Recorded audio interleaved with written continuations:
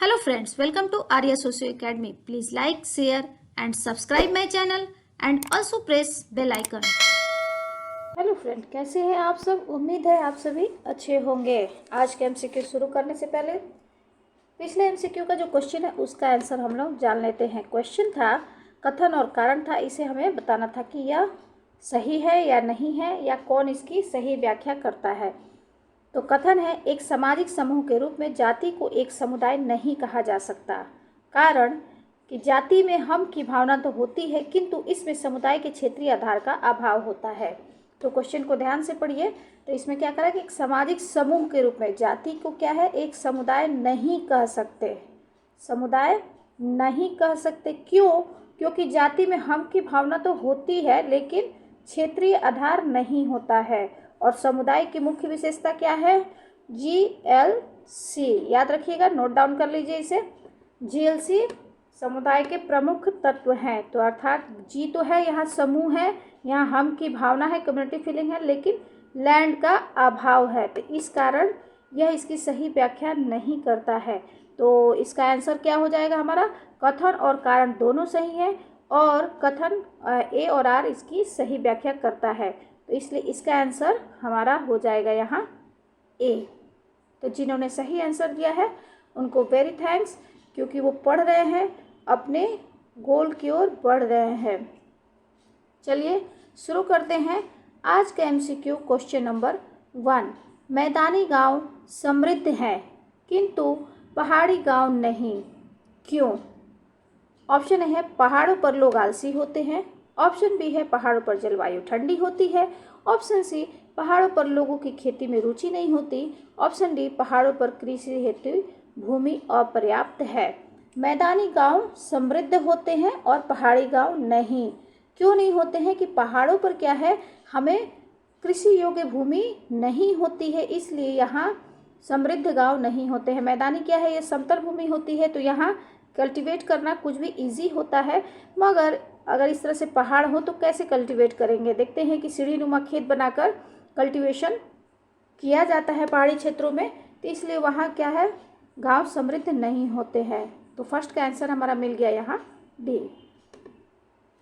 Next question number 2, गांव से शहरों की ओर प्रव्रजन को रोकने के लिए सर्वाधिक महत्वपूर्ण उपाय है। गांव से शहर की ओर लोग जाते हैं, इसको रोकने के लिए क्या उपाय सबसे महत्वपूर्ण हो सकता है? ऑप्शन ए है गांव में रोजगार के अवसरों की उपलब्धता। ऑप्शन बी गांव में सड़कों का निर्माण। ऑप्शन सी गांव में बिजली की व्यवस्था। ऑप्शन डी गांव के जीवन की गुणवत्ता में सुधार। तो मुख्य रूप से गांव से लोग शहर की ओर क्यों जाते हैं? क्योंकि वहाँ रोजगार के लिए वो जाते हैं। गांव में मुख्य कार्य कृषि होता है और कृषि के में सभी घर के लोग लगे होते हैं। और कृषि में क्या है, प्रचंड बेरोजगारी होती है, मौसमी बेरोजगारी रहती है कृषि में। तो इसलिए यहाँ क्या है, अवसर की कमी होती है, इसलिए गांव से लोग शहर की ओर जाते हैं। तो 2 का आंसर हमारा सही हो जाएगा यहाँ ए। गांव में रोजगार के अवसरों की उपलब्धता की कमी के कारण लोग शहर की ओर जाते हैं और इसे रोकने के लिए यही उपाय किया जा सकता है। तो 2 का आंसर हो गया यहाँ हमारा ए। नेक्स्ट क्वेश्चन नंबर 3, गांव का सामाजिक संगठन प्रभावित होता है। गांव का सामाजिक संगठन किससे प्रभावित होता है? ऑप्शन ए है जाति व्यवस्था से। ऑप्शन बी कस्बों की समीपता से। ऑप्शन सी परिवहन व संचार के साधनों से। ऑप्शन डी उपयुक्त सभी से। तो यहाँ हम देखेंगे तो जो सामाजिक संगठन है वो क्या है, जाति व्यवस्था से भी प्रभावित होता है और कस्बों के समीप रहेगा तो वहाँ व्यापार, कृषि और इस तरह से क्या है, शहर से थोड़ी संबंध बने रहेंगे। परिवहन और संचार से क्या है, वहाँ विकास होगा, तकनीकी का विकास होगा, संचार व्यवस्था अच्छी रहेगी। तो नए नए जो शहर के जो ये सुविधाएं हैं वो गांव तक भी पहुंचने में आसानी होती है। तो इससे क्या, ये सारी चीज़ें गांव के सामाजिक संगठन को प्रभावित करेंगी। तो हमारा आंसर हो जाएगा 3 का यहाँ डी। नेक्स्ट क्वेश्चन नंबर 4, समाज एवं समुदाय से भिन्न संगठनों के ऑप्शन है स्पष्ट लक्ष्य होते हैं। ऑप्शन बी लक्ष्यों की प्राप्ति के साधन होते हैं। ऑप्शन सी स्पष्ट लक्ष्य और साधन दोनों होते हैं। ऑप्शन डी न स्पष्ट लक्ष्य और न ही स्पष्ट साधन होते हैं। तो अगर हम देखें तो समाज और समुदाय से भिन्न होते हैं संगठन, और इसमें क्या होता है, स्पष्ट लक्ष्य और साधन दोनों होते हैं। समिति क्या है? संगठन के माध्यम से कार्य करती है जिसमें स्पष्ट और लक्ष्य और साधन दोनों होते हैं। तो 4 का आंसर हमारा यहाँ हो जाएगा सी। नेक्स्ट क्वेश्चन नंबर 5, किसने यह कहा है कि नगरवाद एक जीवन पद्धति है जबकि नगरीकरण एक प्रक्रिया है? इस तरह के क्वेश्चन मैंने पिछले एमसीक्यू में बहुत बार कराया है। आई थिंक कि आप लोग इसका आंसर तो आप लोग खुद ही बता सकते हैं। तो चलिए, ऑप्शन ए है Burgess, option B Mumford, option C Galpin, option C Louis Wirth. तो नगरवाद क्या है? यहाँ वाद है, तो यह क्या है? एक जीवन पद्धति है। और नगरीकरण है, करण मतलब क्या होता है? एक प्रक्रिया है। करण मतलब होता है अपनाना। जिस चीज़ में करण लगा हो तो उसका मतलब हो जाता है अपनाना। जैसे समाजीकरण, तो समाज की चीज़ों को हम अपनाते हैं तो समाजीकरण हो गया। नगर के गुणों को, नगर की चीज़ों को अपनाएंगे तो नगरीकरण हो गया। और नगरवाद क्या हो गया? एक लाइफ स्टाइल हो गया, जीने जीने का एक पद्धति, एक तरीका हो जाता है। तो इसकी बात कौन करता है? लुईस विर्थ महोदय करते हैं। तो हमारा सही आंसर क्या हो जाता है? डी। नेक्स्ट क्वेश्चन नंबर 6, निम्नलिखित में से कौन सा एक समुदाय है? समुदाय किसे कहेंगे? अभी मैंने इसकी व्याख्या की इसके पहले। जीएलसी जिसमें होता है वो समुदाय हो जाएगा। ऑप्शन ए है एक व्यापारिक संगठन, ऑप्शन बी एक चर्च, ऑप्शन सी एक मंदिर, ऑप्शन डी एक कारागार। तो यहाँ हम देखें तो व्यापारिक संगठन ये समुदाय नहीं होगा। चर्च को और मंदिर, ये दोनों अगर एक तरीके से देखा जाए तो एक प्रार्थना करने का स्थल है। लेकिन एक कारागार को मैकाइवर एम्पेज ने इसे समुदाय के रूप में माना है। जेल, आश्रम, शरणार्थी और विहार, इन 4 चीज़ों को मैकाइवर एम्पेज ने आपको समुदाय के रूप में मानते हैं। तो इसके उनके अकॉर्डिंग अगर हम देखें तो यहाँ हमारा 6 का आंसर हो जाएगा डी। नेक्स्ट क्वेश्चन नंबर 7, गांव में गुटबंदी के लिए सर्वाधिक कौन उत्तरदायी है? ऑप्शन ए रोजगार के सिमटते अवसर, ऑप्शन बी जाति व्यवस्था, ऑप्शन सी व्यक्तिवाद, ऑप्शन डी चुनाव। तो देखिए, गांव में गुटबंदी के लिए उत्तरदायी कौन है? तो रोजगार के सिमटते अवसर, इससे गुटबंदी से कोई ये मतलब नहीं है। जाति व्यवस्था, हर जाति की अपना एक गुट होता है। व्यक्तिवादिता जब रहेगी तो गुटबंदी की बात ही नहीं होगी। चुनाव इसका मुख्य आंसर होगा कि चुनाव के कारण लोग क्षेत्र के आधार पे, जाति के आधार पे, अपने विशेष हितों के आधार पे लोग क्या है, एक अपना गुट बना लेते हैं। तो गांव में गुटबंदी का सबसे मुख्य कारण चुनाव हो जाएगा। तो 7 का आंसर हो जाएगा यहाँ हमारा डी। नेक्स्ट क्वेश्चन नंबर 8, गांव में संयुक्त परिवार महत्वपूर्ण है क्योंकि? संयुक्त परिवार इंपॉर्टेंट होता है गांव में, क्यों होता है ये हमें बताना है। ऑप्शन ए है लोग रूढ़िवादी होते हैं, ऑप्शन बी है ग्रामवासियों का परिवार के बंधनों में विश्वास है, ऑप्शन सी कार्य एकीकृत स्थानीय प्रयास की मांग है, ऑप्शन डी उपयुक्त सभी। तो देखिए, संयुक्त परिवार में क्या है कि गांव के अगर विशेषता देखें तो लोग रूढ़िवादी होते हैं, लेकिन संयुक्त परिवार के पक्ष में पूछ रहा है तो क्यों महत्वपूर्ण है?